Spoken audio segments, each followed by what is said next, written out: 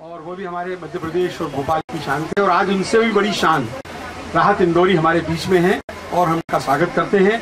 मनीष पुष्कले जो हमारे होस्ट हैं, उनकी ये बड़ी तमन्ना थी कि राहत भाई मेरे गरीब खाने पे आए, और आज वो दिन आ गया है। राहत भाई का एक बड़ी तालियों से स्वागत किया जाए।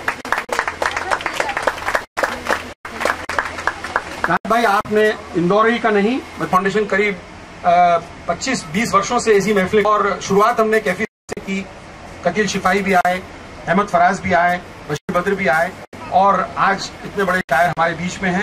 उनके साथ उनको थोड़ा सा सपोर्ट देने के लिए, और साथ ही दूसरे एक अंदाज से हमारे इन हाउस कोई अगर आर्टिस्ट हो या हमारे बीच का कोई आर्टिस्ट हो जो मध्य प्रदेश का भले ही ना हो पर इंटरनेशनल मेलोडी फाउंडेशन या मध्य प्रदेश फाउंडेशन का हो, तो उसको भी हमें मौका दे देते हैं। ये हमारा एक अंदाज रहता है। आज हमारे बीच में राहत साहब के साथ दिल से स्वागत भी करते हैं और शुक्रिया अदा करते हैं। वो उनको कश्मीर से आई हैं और कल फिर वापस चली जाएंगी। इंटरनेशनल मेलोडी फाउंडेशन के चेयर आप मेहमान खसूसी हैं हमारे। आप दोनों प्रेसिडेंट्स राहत इंदौरी साहब का के चौबे साहब की तरफ से स्वागत। क्योंकि राजशेखर बैठा है तो इसने देखा है कि शुभ ये भी एक बहुत बड़ी आर्टिस्ट बनेगी तो इंटरनेशनल मेलोडी फाउंडेशन को फख्र महसूस होगा।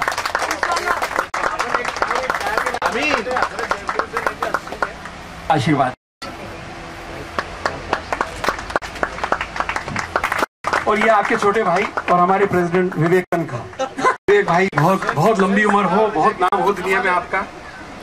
दो शब्द कह के हमारे प्रोग्राम की शुरुआत से पहले तो शुक्रिया अदा करना चाहता हूँ कि आप लोगों ने मुझे यहाँ आने की दावत दी। बड़ा अच्छा माहौल है,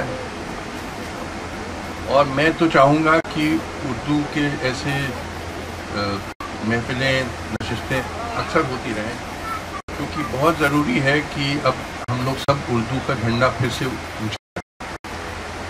देखिए, 1947 के पहले उर्दू सभी पढ़े लिखे शख्सों की ज़बान थी, चाहे हिंदू, मुस्लिम, सिख, सभी लोग उर्दू ही लिखते पढ़ते थे। मगर 1947 के बाद जो प्रोपेगेंडा हुआ उर्दू के खिलाफ कि मुसलमानों की ज़ुबान है और विदेशी ज़ुबान है, इस सब से बहुत नुकसान हुआ उर्दू का, और इससे संस्कृति का बड़ा नुकसान हुआ, क्योंकि हिंदुस्तान की संस्कृति है Sanskrit Urdu culture. This is the culture of India, और उसमें अगर आप उर्दू को नकार देंगे तो एक टांग आप काट देंगे। तो इसलिए अब फिर से ज़रूरी है सबको बताना कि ये सब गलतफहमियाँ फैलाई गई हम लोग के समाज में।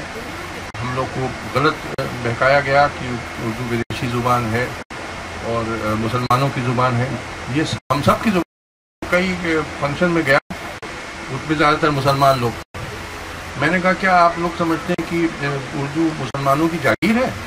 अरे मेरी भी ज़ुबान है भाई, मेरे बाप दादा उर्दू में लिखते पढ़ते थे, और उर्दू के साथ जो नाइंसाफ़ी हुई है वो नाइंसाफ़ी हुई है। तो ये कहना कि मुसलमानों के साथ नाइंसाफ़ी हुई है, गलत ख्याल है। ये हम सब के साथ नाइंसाफ़ी हुई।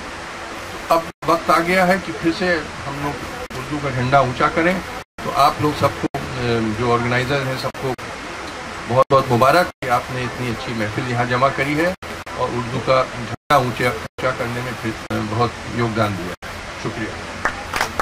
ठीक है, हम लोग कई सालों से ये कोशिश कर रहे हैं, और अब आपकी सरपरस्ती में ऐसी महफिलें ज़्यादा होंगी, मैं आपको एश्योर करता हूँ।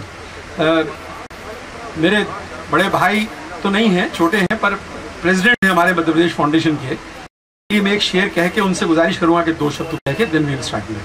दोस्ती किसी से कुछ यूं निभा लो कि उसके दिल के सारे गम चुरा लो। इतना असर छोड़ दो किसी पर दोस्ती का कि खुदा भी आकर कहे कि विवेक तनखा तुम हमें अपना दोस्त बना। ये है विवेक तनखा की दोस्ती। विवेक तनखा की दोस्ती का इससे बेहतरीन मैं आपको उदाहरण नहीं दे सकता। विवेक भाई 2 मिनट आप करें, उसके बाद देन वी विल आस्क राहत भाई एंड अंजलि। डॉक्टर भल्ला एक बहुत ही यूजुअल पर्सन है, unusual in a good sense.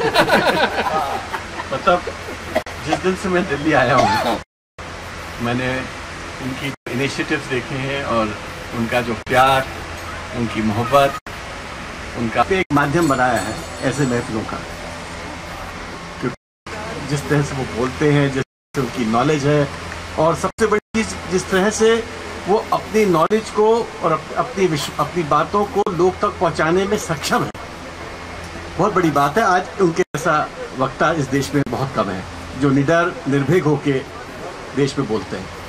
Sir, we welcome you sir.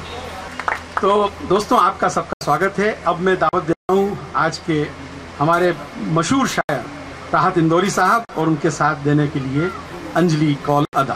Please आप। पहले कि मैं कुछ शायरी सुनाकर आपकी तवाज़ो करूं, खातिर करूं, अपना फर्ज समझता हूं कि कामना और वाईफाई और काटजू साहब भी, जिनकी सालगिरह हम मना रहे हैं इस वक्त, गालिब ने बहादुर शाह जफर के लिए एक शेर कहा था कसीदे में कि तुम सलामत रहो 1000 बरस, हर बरस के हो दिन 50,000। यानी गालिब ने बहादुर शाह जफर को जिंदा रहने के लिए इतनी मोहलत दी थी। अगर कैलकुलेटर लेकर आप बैठेंगे तो आपको अंदाजा हो जाएगा कि कितने दिन की दुआ मांगी थी। मैं इन तीनों हजरात के लिए एक शेर पढ़ता हूं जो आउट ऑफ कैलकुलेटर है। वो ये है कि तुम सलामत रहो कयामत तक, तुम सलामत रहो कयामत तक, और कयामत खुदा करे कि ना आए। तो आप सबको बहुत बहुत मुबारक सालगिरह। मुझसे शेर पढ़ने को कहा है तो एक पहला शेर में फिर तीनों हजरात को शरीक करता हूँ। तो फिर असल में एक बात मैं बता दूं कि जहाँ बहुत ज्यादा पढ़े लिखे, बहुत ज्यादा समझदार, बहुत ज्यादा संजीदा, बहुत ज्यादा ज़हीन लोग होते हैं शेर सुनने की महफिल में, तो वो वहाँ शेर सुनाने वाले के लिए बड़ा प्रॉब्लम हो जाता है। तो वो पहले शेर सुनते हैं, फिर समझते हैं, फिर फैसला करते हैं कि अच्छा है या बुरा है, फिर दाद देते हैं वो तब जाके। तो वो इतनी देर में शेर बहुत दूर निकल जाता है। तो इस महफिल को यादगार बनाने के लिए जरूरी है कि आप हरीश वल्ला, डॉक्टर हरीश वल्ला पर यकीन करें कि इसने किसी ऐसे को शायर को नहीं बुलाया, अच्छे ही शायर को बुलाया। नहीं, मैं कोशिश करूंगा कि मैं पूरे देश में जाता हूं और 1/3 दुनिया में मैंने सफर किया है। मैंने कभी भी टेपा बन के शेर पढ़ने की कोशिश की, बल्कि भी बनकर। ये पहला शेर में आप तीनों की नजर करता हूं। काजी साहब, आपको शरीक कर रहा हूं ये मेरे पहले शेर में। किसने दस्तक दी ये दिल पर, किसने दस्तक दिल पर,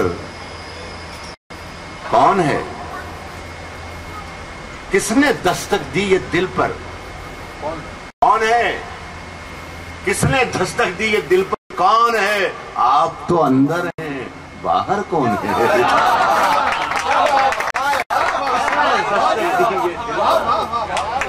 किसने दस्तक दी ये दिल पर, कौन है? आप तो अंदर हैं, बाहर कौन है? सुने कि फैसला जो कुछ भी हो मंजूर होना चाहिए। फैसला जो कुछ भी हो मंजूर होना चाहिए। फैसला जो कुछ भी हो मंजूर होना चाहिए। जंग हो या इश्क हो, भरपूर होना चाहिए। फैसला जो कुछ भी हो मंजूर होना चाहिए। फैसला जो कुछ भी हो मंजूर, जंग हो या इश्क हो, भरपूर होना चाहिए। और भूलना भी है जरूरी, याद रखने के लिए भूलना भी है जरूरी। मनीष, भूलना भी है जरूरी, याद रखने के लिए पास रहना है तो थोड़ा दूर होना चाहिए। भूलना भी है जरूरी, याद रखने के लिए भूलना बोलना भी है जरूरी, याद रखने के लिए। पास रहना है तो थोड़ा दूर होना चाहिए। सूरज, सितारे, चांद मेरे साथ में रहे। सूरज, सितारे, चांद। आज मैं ये तय करके आया था कि मैं मेरे को डरा दिया कि जो देख के पढ़ते हैं उन्हें, उनसे मुझे अफसोस होता है साहब, जैसे अपनी आपकी शायद नहीं है तो दूसरों की कैसे याद करें। सूरज, सितारे, चांद मेरे साथ में रहे। सूरज, सितारे, चांद मेरे साथ में रहे जब तक तुम्हारे हाथ मेरे हाथ में रहे। सूरज, सितारे, चांद मेरे साथ में रहे जब तक तुम्हारे हाथ मेरे हाथ में रहे, और शाखों से टूट जाएं वो पत्ते नहीं हैं हम। आंधी से कोई कह दे कि औकात में रहे।